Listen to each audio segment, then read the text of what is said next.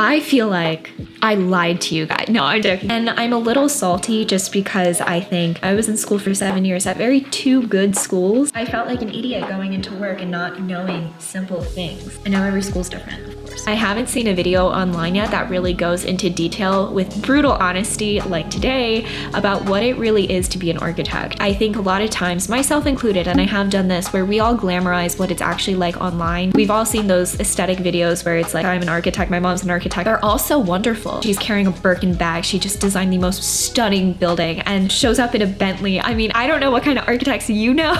We don't run in the same circle. There are definitely different challenges that come when transitioning from academia to the professional practice. Hey guys, how are you doing? It has been so long since we just sat down and had a nice casual conversation. That's what we're doing today. Today's video is really talking about the navigation part post-graduation of architecture school. For those of you who don't know me, my name is Natalie. I'm the creator behind Unraveling Architecture. I went to undergrad at Ohio State for 4 years. I went to Penn for 3 years to get my master's degree. And it is required by NCARB to have these educational credits requirements in order to become a licensed architect. There's this huge gap between academia and professional practice that even though a lot of people take pro-prac classes in college, they don't necessarily entail what practicing architecture is truly like. If you are a student watching this video is probably one of the most important videos you'll ever watch. I'm going to give you such brutal honesty that I have not yet found on the internet. I think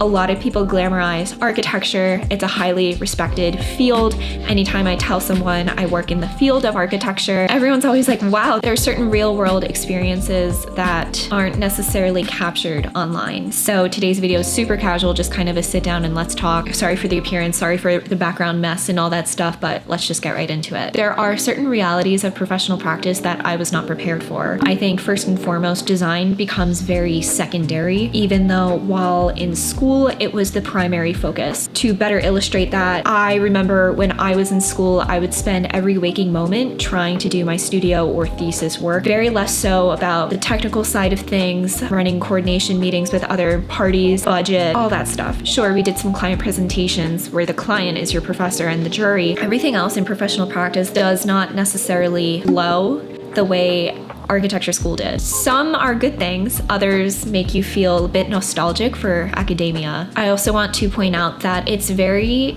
real if you graduated and you're feeling this sense of nostalgia. I find myself facing different challenges now that I am graduated. I have different challenges, but I feel less alive, if that makes any sense. I love design. I love making the YouTube videos. I love expressing myself creatively. I love art. I've always had this right side brain aspect to me and my life that I really needed to express. And right now, I don't necessarily get that in work. I kind of went into this field with high expectations, but I feel like everything has just been a different experience. So the first topic I wanted to talk about is this theoretical approach that's very prevalent in academia versus practical applications. At my firm, I spend majority of my time preparing client presentations, participating in VE efforts, meeting with my superiors. It's not a lot of design work. In school, very creative. Everyone tells me in work, it's nothing like school because school's whole purpose is to make you think like an architect. But then when I got into professional practice, it seems like I'm just meeting with consultants. There's some days when I feel really fulfilled and there's other days when I don't. And this is also true when I was a student and questioned if this is the right path for me. All that being said, if you are in academia and you love the strong conceptual kind of mental tasks that come with school, it's hard to find a firm that actually complements your interest. So that's takeaway number one. I guess the other thing I also want to mention is that I have some friends working at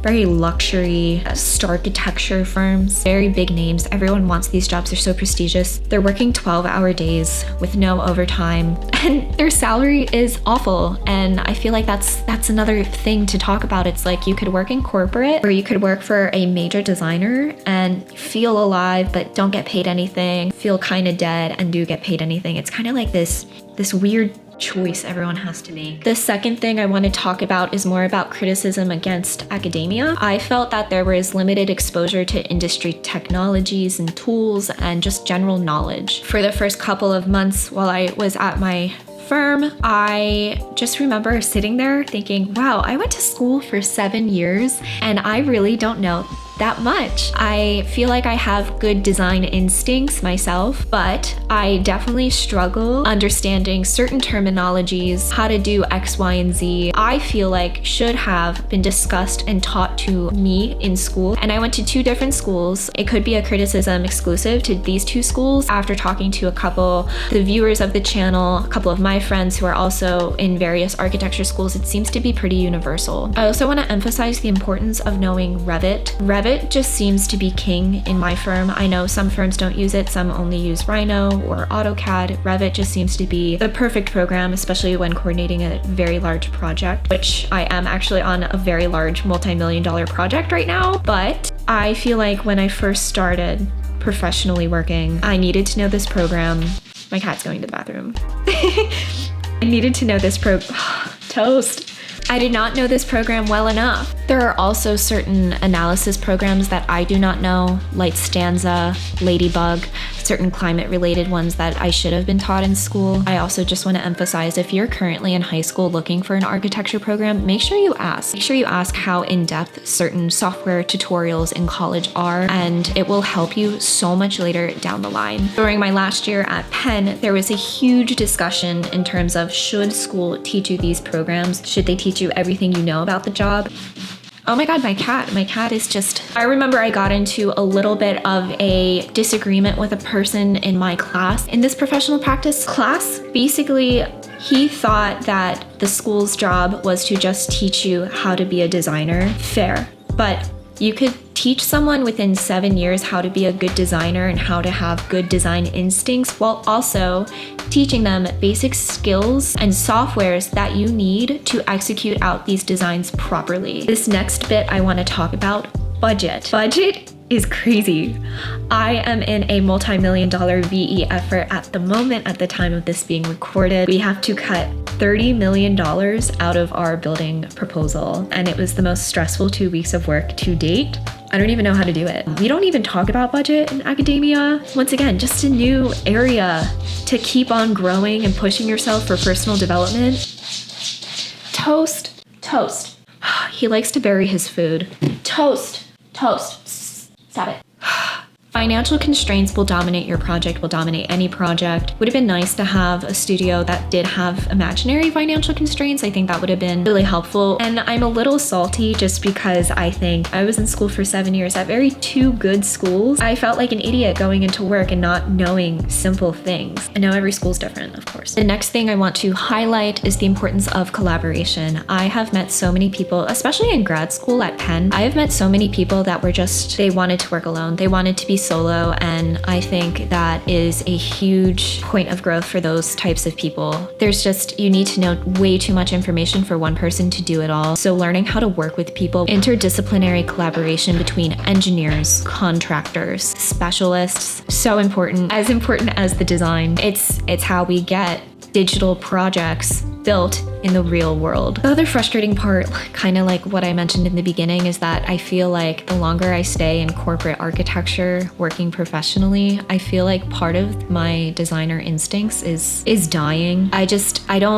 feel excited to go to work and I like what I do, but I don't know. Anyway, thank you so much for listening to me ramble on. It's been a while since we caught up. I have a whole YouTube plan and stuff. I know I've been saying this for months and I just never executed it, but doing my thesis that last year of grad school was a little bit difficult. Maybe I'll do a thesis like walkthrough. I did 2 video essays, which actually did not perform well on the channel at all. Whoops, I'm so sorry. I was just trying out something new, but let me know if we could have debates or talks or something fun, something regarding architecture, you know, let's get our creative juices flowing and stuff, and we'll have fun. Okay, all right, bye guys. You're curious, okay. Here's Beansy. Okay.